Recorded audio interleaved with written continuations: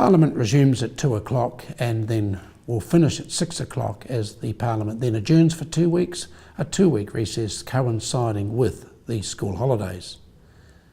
At the start of Parliament at 2 o'clock, we'll of course have the normal 12 ministerial questions before we move to 2 pieces of legislation the government wants to progress and finish before we close at 6 o'clock. The second order of business for the government is the Children, Young Persons and Their Families Orangi Tamariki legislation bill, a third reading and therefore the final stages in the House.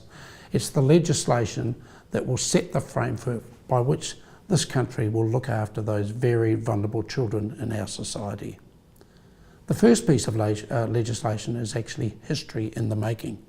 The legislation is called Expungement of Historical Homosexual Crimes Bill, a first reading in the name of the Honourable Amy Adams.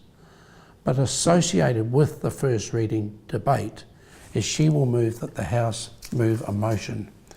And I will read the motion that this House apologise to those homosexual New Zealanders who were convicted for consensual adult activity and recognise the tremendous hurt and suffering those men and their families have gone through and the continued effects the convictions have had on them.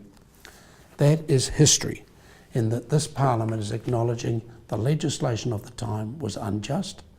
These people have suffered throughout their life, many with convictions that should never have been imposed. This House will take the opportunity of apologising to those men.